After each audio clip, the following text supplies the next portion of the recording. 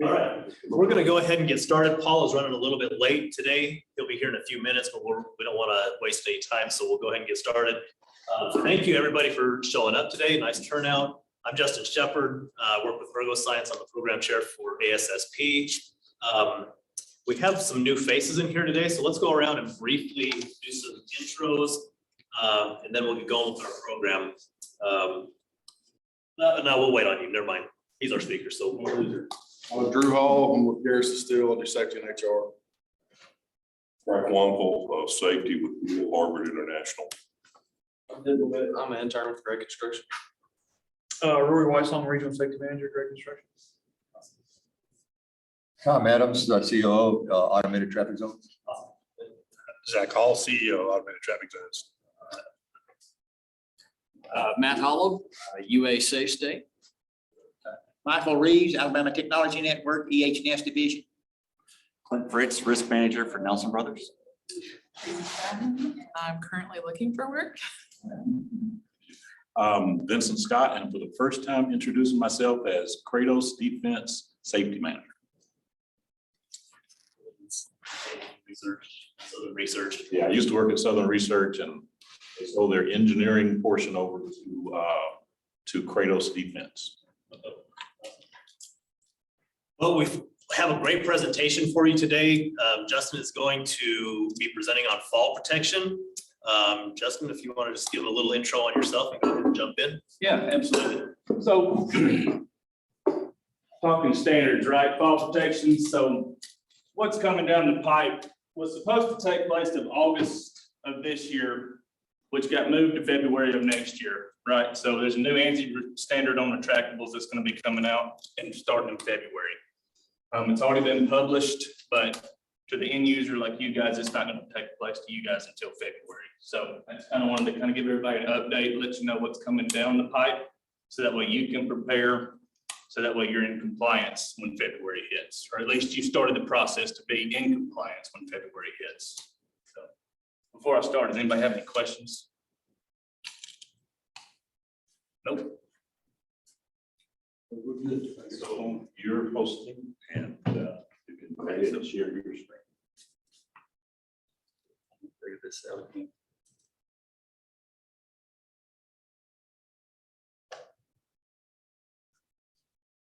Perfect. So my name is Justin Brown. I'm with Sales Solutions. I represent Faltech and a bunch of other different brands as well. But for this, we're just going to focus on this. Okay. So if anybody has any questions or anything, my information's up here. You can come see me afterwards. We'll sort it out. So just kind of starting off, everybody knows.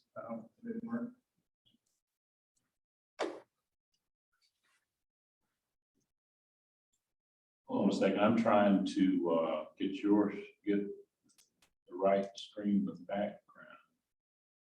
I'm having trouble.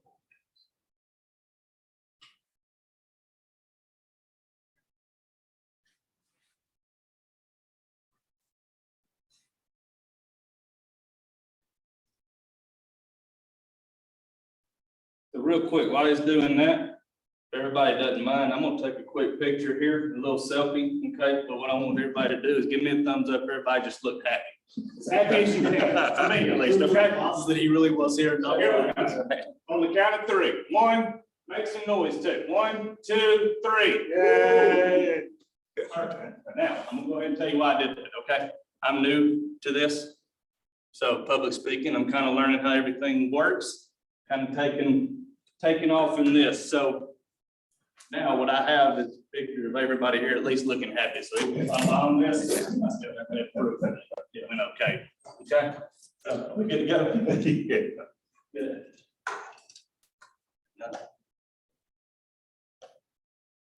Here we go. All right, so everybody knows the difference between ANSI and OSHA, right? Everybody knows OSHA's law. It's just pretty much manufacturers' recommended practices, right? Best recommended practices. Everybody understands that here? It's going to be pretty quick, so I'm not going to take up too much of your time. So here's kind of the timeline of when everything took place. So you'll see it was approved in June and it was published in July. It was supposed to be in August of when it was supposed to take place to the end user like you guys. but it has now been moved to February of next year. So I have a picture. So now you have self-retracting lifelines, then you have personal self-retracting lifelines, and then you have rescue devices that are considered self-retracting lifelines. And it's P for personal, R for rescue, and then just regular lifelines. That makes sense to everybody? Everybody good? Any questions? So what's gonna happen is we used to be Class A and Class B, right? We're moving now to Class 1 and Class 2. And to make it easy for everybody, Class 1, you're gonna be able to anchor overhead and at your D-ring level. Class 2 is gonna be overhead at your D-ring, 5 feet below your D-ring, and it's also gonna be considered leading edge. So they're taking that leading edge portion and sticking it into everything else, if that makes sense. It's not by itself anymore. So it kind of just dumbed it down so everybody kind of stop confusing people, right? Because I think that's kind of how they figured out what they saw in the workplace. Everybody was using retractables the wrong way, thinking they were using it the right way on a leading edge situation. So now anything leading edge, just make sure it's Class 2. So you'll see new stickers. It's going to be on the labels of all retractables. And it'll say Class 1, and as you see here, it'll spell it out for you. Anchor at or above your dorsal D-ring. Everybody knows what a dorsal D-ring is, right? Sharp dorsal fins, D-rings on your back. Same thing for Class 2. Anchor above or below dorsal. So like I said, it just totally spells it out for you guys, for anybody. That way there's no more mistakes. And will you explain to them like situations where you would be tied off below your feet? Absolutely. So I'm gonna use his company as an example, right? Steel guys. They may not have anything they can tie above their head to. They're standing where they're working, right? So they have to anchor below their feet on the beam that they're walking on. So that would be considered, when we talk about anchoring below your D-ring level, that's kind of what we're talking about. That explained it pretty well. I'm pretty straight to the point. I try not to bounce around and lose interest. So leading edge normally has that shock pack with the lifeline to it, right? Because it goes through the test. Yes, anything leading edge, as you said. Go ahead, Bart. No, go ahead. So if you move it to Class 2, all of those are gonna have that shock pack on there? Yes, sir. Everything Class 2 is gonna have it. So you see here, what he's pointing out is shock packs. Anything leading edge, you have to have a shock pack on the unit. On your personals, you attach your personal retractables to your body. And these attach to your anchor points. As in the other way around, this attaches to your anchor point, this attaches to your body. So the shock pack always has to be attached to your body in a leading edge situation. Those look like nylons on the middle one there with a double. So Is that okay for a leading edge? Sharp edge? That is a. Yeah, I can't tell from here, but it looks like. Yeah, no, you're good. So that's it's a new product out. It's what it has is that inside of that, it has 14 strands of Kevlar cable inside, but it's Dyneema sheeting wrapped around. We call it edge core. So it's not technically nylon, but inside is the. Okay. Is the string. Makes sense. Okay. So that example doesn't have to have that, it's all internal. Say it one more time. So your twins on the back, right, everything's internal, it does not have to have the pack, shock pack with the thing. The shock pack's attached. So the shock pack is here. Right, understood. And that's what you attach to your body. Understand that. But if you look at the, like, Class 1, it has that shock pack, right, that is not leading edge. No. So that unit right there, this unit was tested for just us. Now, it's not leading edge, and it clearly says it. I probably should have put a picture on there for that, but there's a tag inside of here. This deal is tested that you can tie 5 foot below your D-ring. So mainly for people in lifts and things like that, we tested this unit specifically for that, which is why that shock pack is attached. But it is not leading edge. So the example on the right, the personal ones, right, that is a leading edge rated due to the strength of the Yeah, the Kevlar cable that's inside, and then that webbing that you see is just dynamic sheeting is what we call Raptor, and is pretty much covering it. But the Kevlar cable inside is the strength to that product. That makes sense? No, it does, it's just. I always tell our folks, it's gotta have the shock pack at a leading edge, or that one doesn't have it, so it's just a matter of retraining and understanding and recognizing the right thing. That doesn't have it. Again, normally when you're laying deck, right, you're gonna use the one on the right or the left for the class 2. Yeah. Right, it has the shock pack attached to your lanyard, that one does not. This is your shock pack here. It's a black pack, it's a pouch. Understood, but I guess I've trained our folks, hey, look for the leading edge pack on the end of your retractable if it doesn't have that. That's a personal. Yeah, this is a We're like 6 feet, but that one's 7 feet, 8 feet. 8 feet. So you're gonna attach, see this bar up here? No, I understand that point. So you attach that to your body, right? And on these, you're gonna attach this to your body. So your shock pack is always attached to your body. The shock pack is not visible in the middle option, therefore we have to train and make our folks recognize that that is no longer the circumstance. It is built internally to that shock pack. Yes. I see what you're saying. Yeah, the shock pack is attached here instead of being more visible. It's put inside of that pack there. I'll shut up. No, you're good. Hey, ask away. I'll do my best to answer. I'm not gonna sit here and tell you I know every single thing there is to know, but I can tell you, I do know somebody that does. Well, I have a question about that center one on class 2. Mhm. Is that if you because you want them both connected at one time, or is that so you can swap and go around things? No, great question. So I guess I'm gonna ask this, and I don't want you to answer.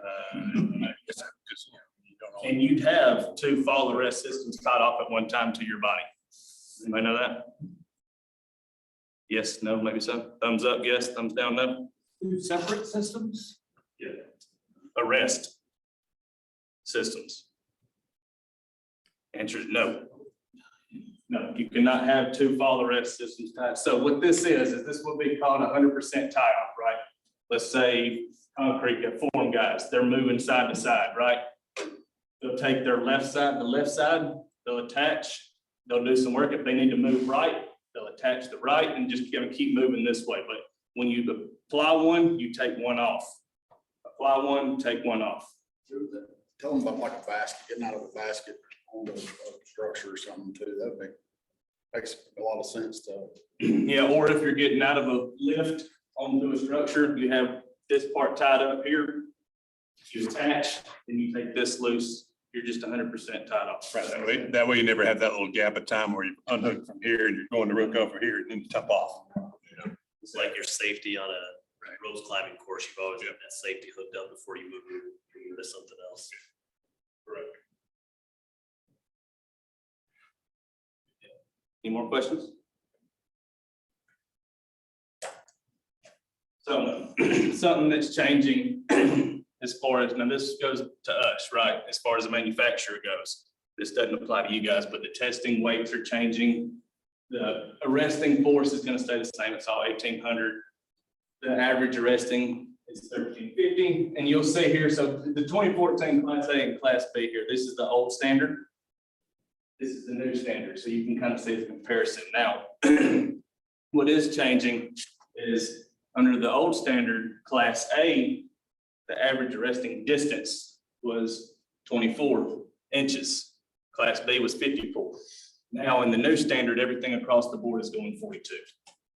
And that is the max loadout that any unit can portray out, if that makes sense. In the event of a fall, they can only pay out 42 inches moving forward. That makes sense? Now, inside all retractables, they have labels, right? That shows the ANSI standard, shows everything that comes into compliance. Now we're gonna add, everybody's gotta add fall clearance charts. So these fall clearance charts are gonna lay everything out for you. Setback distance, swing fall, across the whole board, right? So if you're setting back 4 feet, right? And you've got, let's say set back 4 foot you're tied below, I can't really see because I'm kind of blind here, but so you'll have this would be considered a leading edge chart. So if you're tying below your D-ring, this is going to be if you're tying above. You have to use that chart for if you did a safety plan. Well, you have to use that chart and that footage for your distances for your anchor points. You can, but pretty much what it shows you, so if let's go here, right? So you're set back 4 feet from the edge, right? And what is it? Let's say, I'm trying to say it's hard because it's kind of blurry, but set back and see if I can see it on here and I'll kind of point it out to you.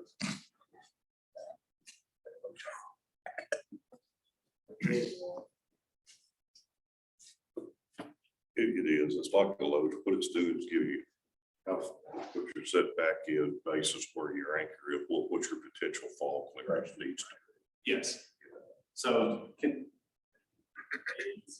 yeah, it reads like a load chart. In our here- previous place, we built something on ours, so we're very familiar with that. Everybody sees my mouse here. So this is above. So how high you're anchored above your D-ring, right? That's your up and down. Your side to side is the depth chart. So you're offset, right? So if you're set back 4 feet and you have it 25 foot above your dorsal D-ring, you have 6.5 foot fall clearance. Is that what you have to have? It's all spelled out for you here. It is, like I said, what I can do is I'll get a better, clearer picture and I'll send it out to everybody so everybody can blow it up and see it yourself. Would you mind, I think, talking to me and Frank, some of us that deal with this every single day, we know what setback is, clearance distance, and we understand that. There's people in here that probably don't. If you could put like definitions of what that stuff is too, when you send that email, I think. I will. There's people in here that probably don't deal with it at all. Yeah, I will. I'll spell it out for you guys.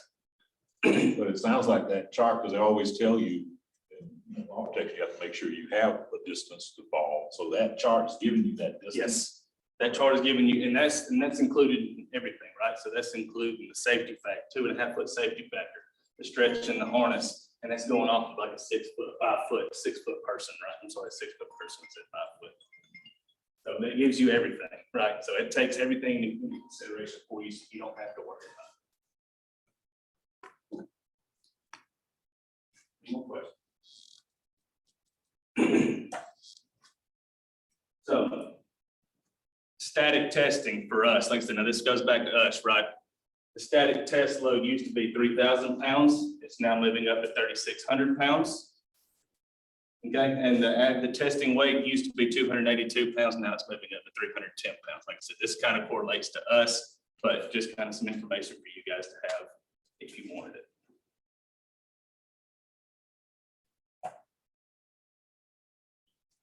So here you'll see on the shop packs, right, leading edge, everybody sees, so that's where your charts are gonna be on the labels. Whenever you unravel that on your shop pack, it'll show the new ANSI standard, it'll show all the information that you need, and then it'll also have that chart in there that you can read, so it'll show you how far, if you're setting back so many feet and you're below so many feet, how far the fall clearance you have. And like I said, I'll spell all that out in an email I'll send out to everybody, so everybody gets it. And like I said, but if you have any questions, you can call me and we'll go through it that way. So now, same thing here. So 1 inch square icons, everybody sees that up top. So that's going to be for your big SRLs. So the ones that you saw on the right, just your standard SRLs, right? Your 20 foot, your 30 foots, things like that. The smaller one with the 1/2 inch square icons, that's going to be for your personals, like the twin legs that you guys saw.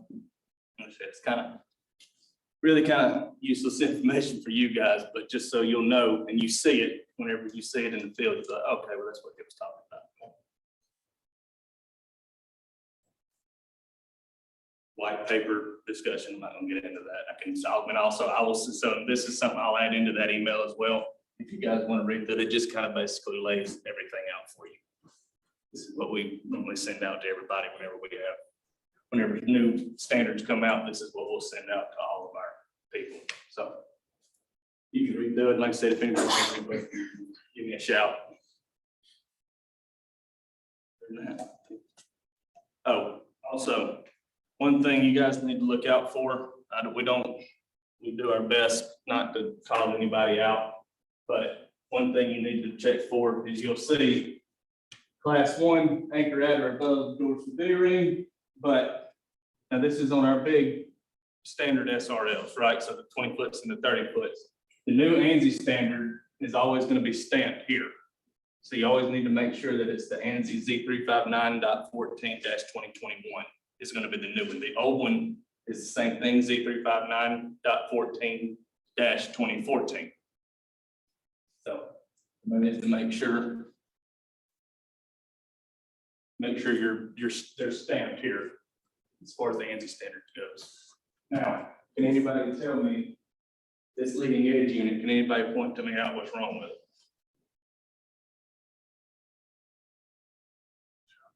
Check backs are on the wrong end, yeah. There you go. Perfect. So just kind of something to watch out for. On a personal, right, he's gonna attach up here. On a leading edge, shop pack always has to be attached to the body. So that shop pack is supposed to be up top where he's gonna hook it.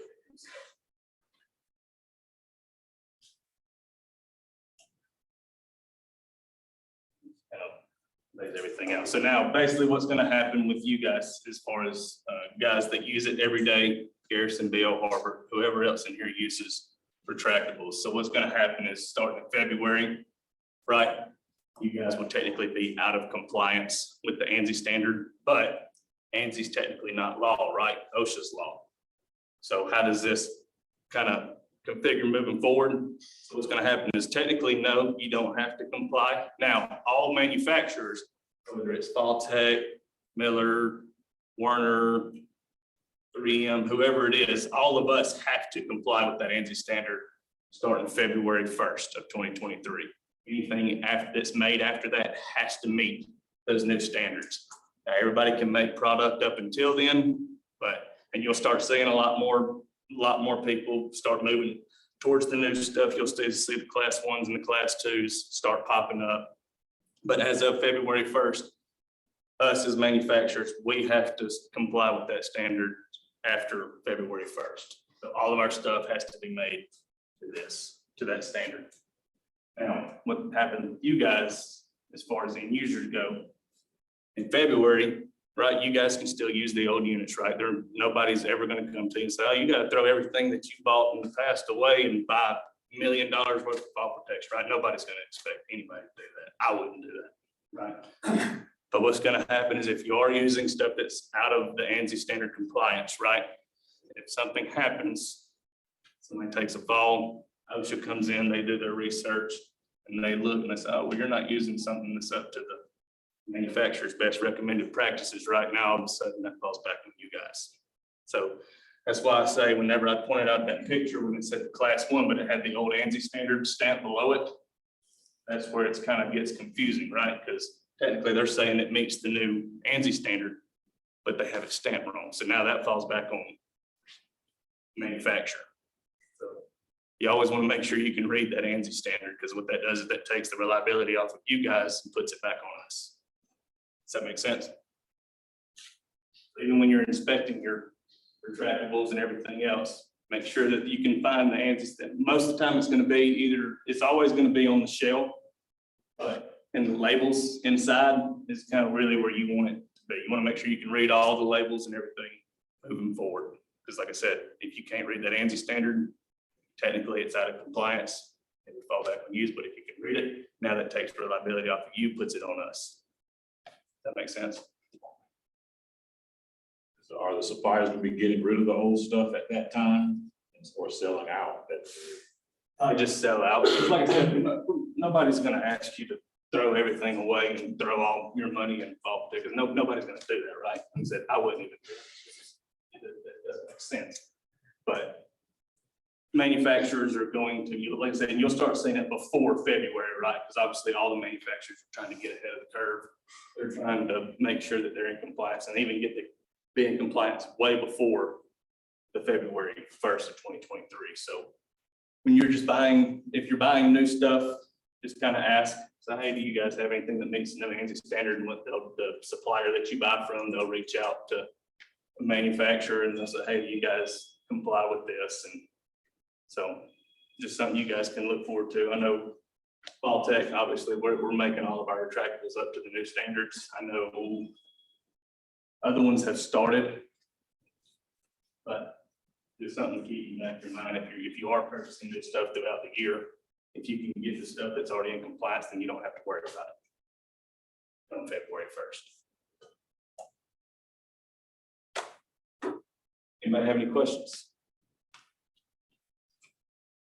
Remember, I took a picture before, so if I bomb this, I have proof that everybody here at least looks happy. Everybody enjoyed it. Are they gonna change the standard for non-retractables?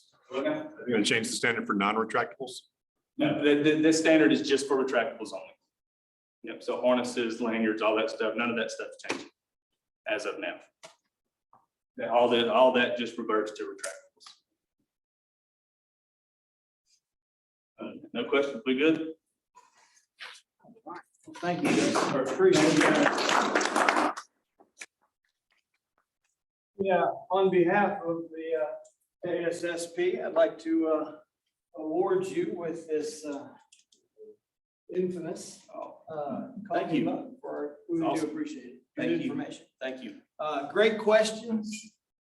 Let's continue to lean on our network. We've got some excellent construction representatives here as always, but thank you for that presentation. Any other questions for Justin? Well, any questions online? Donald, good to see you. Danny? All kinds of Jamie? Any questions? All right. All right, well, let's just cover a couple of other things before we eat, and then we'll break to eat. But last month, we had a couple of bits of feedback regarding cutting off our online folks before we met. What an error, y'all. Apologize to those online. That certainly wasn't thought through very well at all. We want to make certain that we not only have our speaker online, but we also have our meeting online so that our online folks can certainly hear whatever topics are covered in this meeting. So I just wanted to start off with that. And when I walked in the back, and I'll tell you a little bit about my tardiness in just a moment, but I saw a lot of new people. And so I just wanted us, Vincent, did you happen to do introductions before I arrived? Yeah, we did. We did. Okay, so good. Thank you, Justin. So I'll be the only one left out. So my name's Paul Thurber, for those of you who don't know me, and I currently chair the chapter here. And I look forward to getting to know you if I don't know you already, because I absolutely love people, and that means you. So I want to tell you a little bit about rushing, okay? And I got a couple of topics to cover as far as it goes, but this is a safety meeting, and I believe there's a value in talking about opportunities or situations as they occur. So I see Danny Smith online, and he's a Safe Start consultant, and they will they've made a living, a fortune, a lifestyle out of rushing, frustration, fatigue, and complacency being triggers for errors, erroneous behaviors that lead to injuries, and so on and so forth. But rushing, can anyone tell me real quick, and I promise I'm not going to teach or preach to you today, but can anyone tell me what goes on in your body when you start to rush? Goes up, heart rate goes up. Yeah. Yeah. What else? Are those good things, by the way? For the most part, no. Our bodies compensate for them pretty well. What else goes on? Adrenaline spikes. Yeah, the adrenaline spikes. That's Decision making. okay. Yeah, we're distracted. Yeah, our decision, the irritation sets in. Well, there's some good ones. Well, let me tell you what I did this morning. Okay, because I'm a big storyteller, and I believe safety is all about things we do and the errors we create. But did my normal routine, headed this way about 8 o'clock in the morning.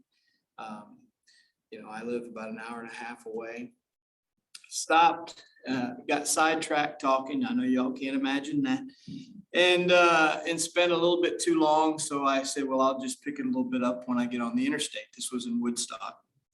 And jumped on the interstate and started to take off. Came across an 87-year-old gentleman standing out beside his car, sweating. I mean, he was wrenched with sweat. And I blew by him probably about the speed limit. For those of you who know my secret sin, by the way, is speeding, and I've told you all that before. But I blew by him, and I immediately became convicted because I know the heat. I've been preaching to a bunch of people about the heat. So I went off into the emergency lane, backed up the quarter mile or so that I needed to do it, changed the guy's tire.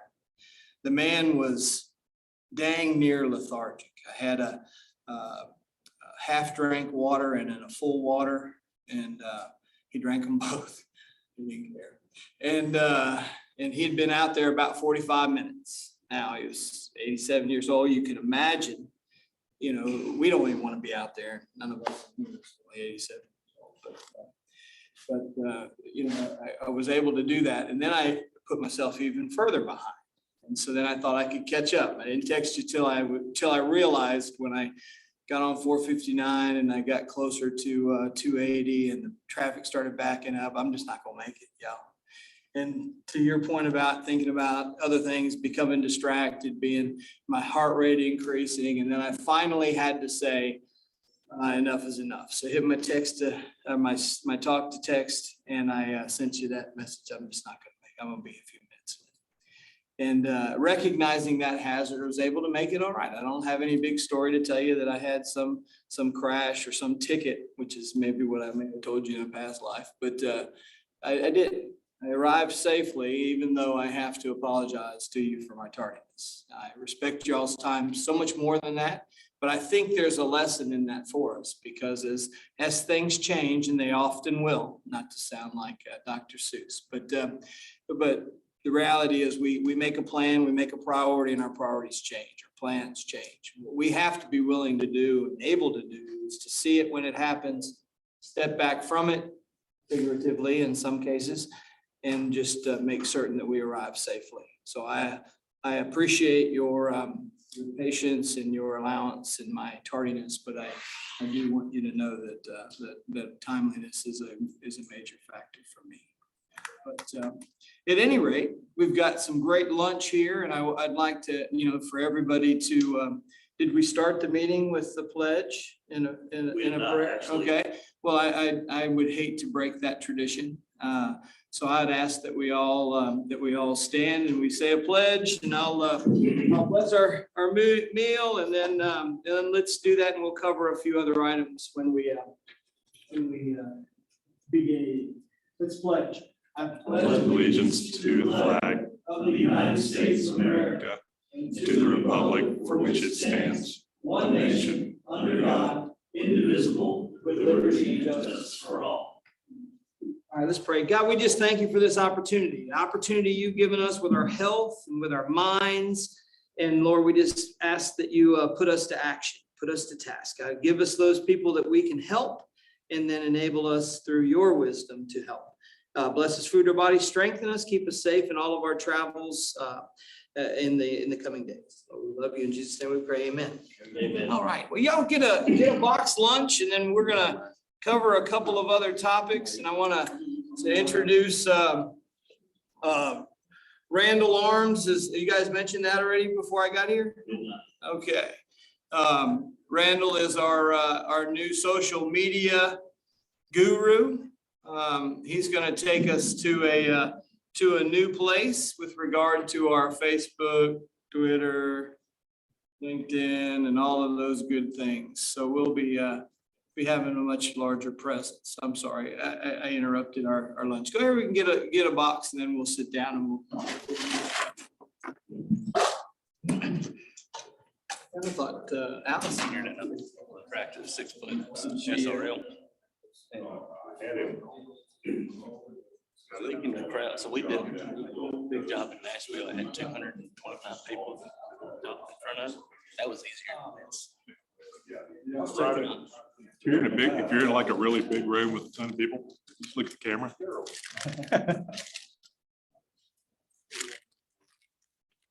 All right, hey, if we could just so we can cover a couple more items, we can do it as a working lunch. And then once we conclude these items, we'll consider ourselves adjourned. By all means, feel free to hang around and chat as long as you'd like. But we do have just a couple of announcements. I mentioned briefly that Randall Arms is going to lead our social effort with regard to our various social platforms. That doesn't mean he's going to do it on his own. We need pictures and all kinds of assistance with that. So if you have something you'd like to post on behalf of the chapter, really, we'll scrutinize it a little bit just to make sure we don't break any rules, but for the most part, let's take advantage of that, because as I have said before, you guys have probably said it yourselves, this is a networking association. This venue or forum or whatever we choose to call it, it is designed for that. If you have something to advertise, by all means, we want to know more about it. With that said, I'd like to just give Matt the floor for a minute and let him tell us of some good things going on with UAC. Yeah, thanks, appreciate it. And is there a way, set up a way like for people to share stuff, or you mentioned that we go through, who would they send a submission, an idea to? Excellent question. I have no idea. So moving right on. But we will set that up. We really will set that up. And you know, my wife tells me I'm too honest for my own good. So that's the truth. Okay, but Randall, we'll set that up so that we can get that content in, and then we can forward it. And so we'll be working on that in this next 30 days as we. I will talk to Randall too about what we already have in place. Did you want to come up and say something? What I was just gonna say, the easiest way to look at this on social media is if we have some predetermined like hashtags, so if you share something on your site with the hashtag, that'll be a way for us to trigger to pull it and then reshare it back out to the group. That's something we'll talk about with that. That's typically the easiest way to do it. So it's not like, hey, when you share this or share that, we just pull that hashtag information that's out there. Are those available? The hashtags? Not yet. That's in that 30-day Oh, okay. conversation. Yeah, no, but I mean, that's probably pretty simple to, say, but, you know, it's not make it any more difficult than that. And we'll get that out though, Bob, and I think we get that out sooner than later. Actually, Randall, if you've got a few minutes, we probably can do that kind of thing. Get that out to everybody. God bless you, Randall. Appreciate your jumping in on that. We've been needing that for council for a while. I'm Matt Holland, UAC State. Just wanted to mention a few things that we've got going on. I got some flyers. We're going to have event coming up on July 25 through 29. It's really rare that we have the opportunity to bring in road courses that are actually crafted by like AIHA and ACGIH. We have the ACGIH Fundamentals in Industrial Ventilation class coming to Tuscaloosa on the 25th of July. If you're familiar with the Fundamentals of Industrial Ventilation manual, that everybody is kind of the Bible of the profession. These are folks that are from that organization. They do this class in like Cincinnati. I mean, they do it in like 2 or 3 places where you'd have to fly across country to get to it. very rare that they do these things down in the southeast, and we got one coming up real soon. It'll be a full week hands-on, so if you or somebody you know in your organization who is responsible or needs to sharpen up on industrial ventilation, if you're preparing for a certification exam, that would be a great opportunity for you to consider that. There's a flyer back there on that. I just wanted to make sure that y'all kind of understood what that's about. It's going to be a hands-on, immersive 5-day kind of thing. The other thing, there's a little bit of charge for that one. Now, we do have a free Harwood heat stress training program that we're offering. This is a Harwood grant that we received earlier this year. We're really kind of ramping this up during the summer months. It's already gotten brutal. It's just going to get more so, probably so. The intent of the training is to not only identify risk, but to talk about, the prevention, the control, and there are a number of ideas, and we've got a really good group of folks who are doing this training. It's free of charge. We're a organization. There's contact information back there. Just let us know if you'd be interested in one of our trainers. We do it on site. We do it online. And we can adjust the program from like an hour or so to 3 or 4 hours. So we can go as deep into it as you'd like. So just want to make sure that's absolutely on site training. We come on site.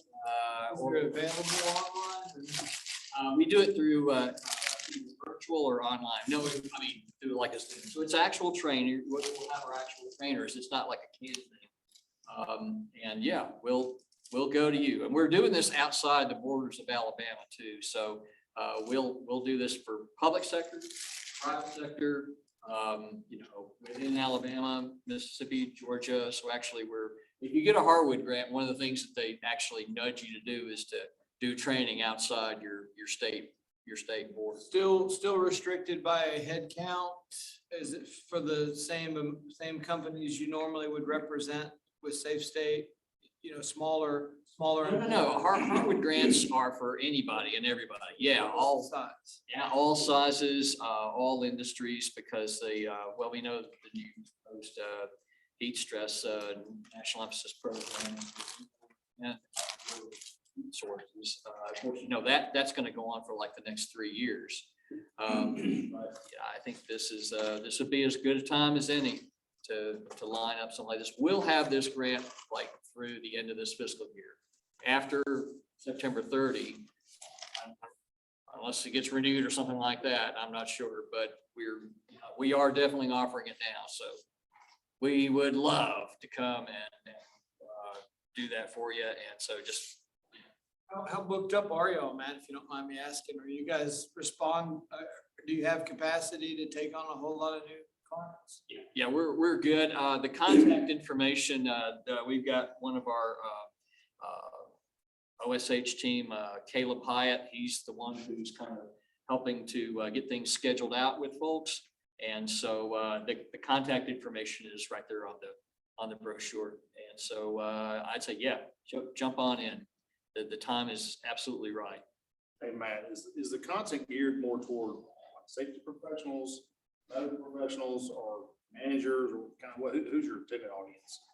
The intended audience really is for pretty much anybody who's got people at risk. So yeah, you can put workers involved in this.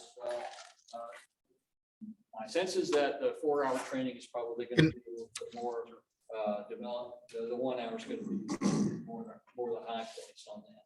But I'll tell you what, if you can I help you? Can I jump in on that? Yeah, Don's going to jump in. I knew he probably would. He's going to say, yeah, and guys, first of all, Safe State's not limited to size. That's an old rumor. Consultation's limited to size. We serve the entire state of Alabama. So let me tell you, we can target the course toward your workers, is what Matt's talking about, an hour and a half. We have a train the trainer where we can give you the materials, have you train, work through it. Guys, this can be constructed toward what you want. We've got trainers that are medical professionals along with EHS professionals. So you tell us when you want it. I'm going to use, I just got a request today. We're out next Wednesday to answer Paul's question. This is a capacity building grant. We want to build Alabama in Region 4. So sorry, Matt, but here's my biggest thing. You know, you guys see the Shanaz commercial, call me Alabama. Well, I want you to call UA Safe State and let us design the training to meet your needs. The other thing too, we are doing wearable assessments. We all know OSHA started showing up on Monday. We don't respond to regulators, I know, because we're always ready for them. But let's face it, we also, when we do this training, give you a heat stress program. We do all your training for you. And if you look at the questions, that's what they're asking. So thank you. Just wanted to add to that. Thanks, Donald. Apologize for misrepresenting that. I always thought you guys were lives. So anyway, that's that. Thanks very much. Appreciate it. I know someone asked online about Safety 2022 in Chicago coming up the 27th of June. If anyone's going, by all means, be on the lookout for other chapters. Make a good picture if there are multiple members of our Alabama chapter present. Be sure to hook up with another. Come on. I was just gonna say, if anybody's interested in going, Blackline Safety's got tickets available to get the doors, so just get with me and I can get you guys hooked up with that. Get those this week. Pay for your food, hotel, and lodging, and all that fun stuff, obviously, but the door will take care of it. Come on, man. Lots of good enough people. All right. Is there any other new business or any discussion items that anyone would like to bring up? Bob? Just for future planning for next year, next spring, the Region 4 PDC is being planned to be in Tuscaloosa next year. And those plans are happening now. And be at the Bryant Center. And the committee is working to pull that together now. So a great opportunity for a local regional education event next April timeframe. Thank you, Bob. Do you have firm dates on that yet? No, there's not a firm date. Okay, thanks. We'll communicate that once we get a little closer. Yes, thank you for asking.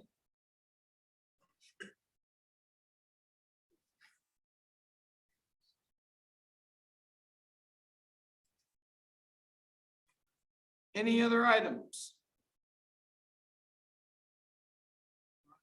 Well, thank you for coming today, and by all means, be safe as you leave. We're not running you out. Just feel free to network as long as you care to. And if you need anything in the meantime between now and next month, please reach out. Thanks. Come on, Matt. Please share the word about what we're doing here. I was at the Auburn Montgomery meeting yesterday. They met at Hyundai. They alternate between Auburn and Montgomery. It had 52 people attending their section meeting. It was now they to be fair, they also kind of partnered up with the NAWIC, National Women in Construction. So some of the attendees there were out of that group. But they're doing a great job down there, and terrific group. Had a great presentation on the new medical marijuana law that was signed in back in May. So actually a good topic for us to consider offering up here. There was a big turnout. I saw that. Yeah, it was a big crowd. So anyway, it's great synergy, great energy that happens when we're able to get that kind of group. So please do share out, your experience and encourage colleagues to come come visit with us. And so we could, I've always felt like we ought to be able to match that. And I know Paul was the same way. Definitely do. When you look at our membership, we're a very large membership. Thank you, Matt, for that as well. We'll have a incentive one of these days. Each one bring one, and everybody that brings one will get a hat or something. We'll talk about that. Anything else? Thank you guys for coming. And Randall, I need to give you this coffee cup. Yeah, for last month. Come on up here real quick. You were our speaker last month. Randall, you guys already heard him say represents Black Line Safety. And he spoke about his lone worker information last month.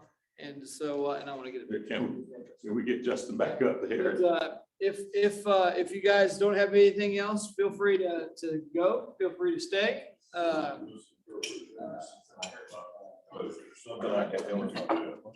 There's my phone. That's what.